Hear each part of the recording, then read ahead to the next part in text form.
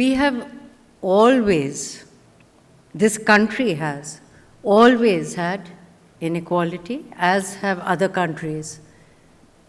What is it about the Scandinavian countries that they've managed to beat the problem? There are several things, including interest, deep interest of the people, all people, the society, in what is happening with their children and their children's children and the future of their nation. The government takes responsibility for schooling. The government takes responsibility for teacher development of a very high standard. The numbers are very few. We cannot just import that model, as all of you know. So what can we do? And what have we been doing? Article 45 of the Constitution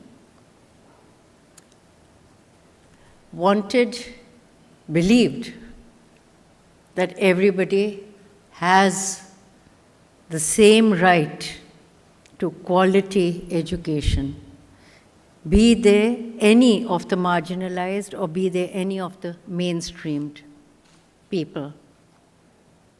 What happened? For years and years and years, we kept trying to bring it in. The central government, the state governments kept talking about it.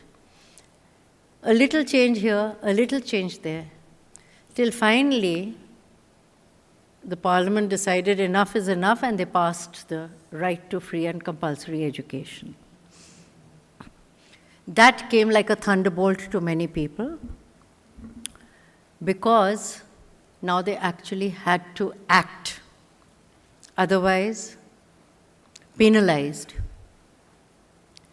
But what was it about this act that people were worried about when they had to act? One was, of course, all kinds of physical infrastructure having to come in more or less overnight, because they were given 3 years to put everything in place. Many years ago, it was declared the year of the mentally challenged. There were several committees, like in any other committee, year of XYZ, several committees, we take action, etc., etc., and then everything gets shelved, or people come up with proposals, we will do this, everything changes. That X is there, and year by year they change it. We do it for the woman, we do it for the mentally challenged, we do it for the blind, and so on, depending on the year or the month.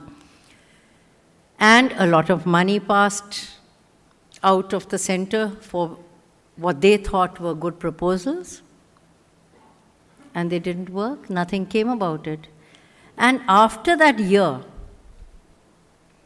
in any discourse, usual discourse, you would very rarely find any talk of disability. Why? Stephen Hawking, if he were here, he would probably have been, poor thing, shoved into, as soon as he was born or whatever, shoved into a garbage bin. Many, many cases like this of people who, if they were supported, they would give so much more back to society than many of us so-called normal people. And it's crucial for us all to think about them. Now, if you're thinking about them, if you're thinking about any of the marginalized to include, then we have to think innovatively. Because just making minor changes here and there will not work. You have to think radically differently. So that was one aspect. The other is, when we're talking of inclusion, we want the people to grow in a way that they would like to. Do we have that many openings? So don't we need to think out of the box to get that kind of opening? NVEQ, the National Vocational Education Qualifications Framework that has just come which the MHRD has put out a couple of years ago, and which the NCERT is creating materials towards getting that going from grade 9 onwards, is one such initiative. But I don't know. We have to try it out and see if that works, because it's a grand idea.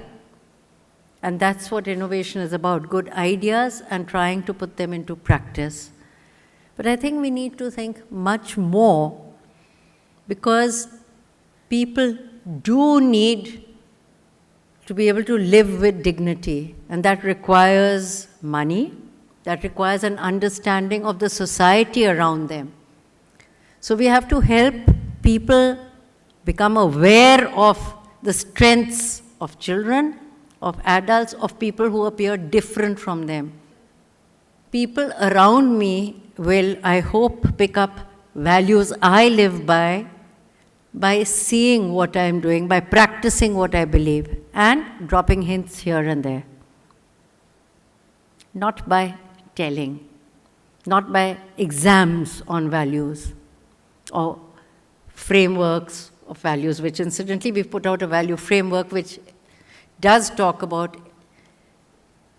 imbibing them through across the curriculum rather than a separate program or course on them.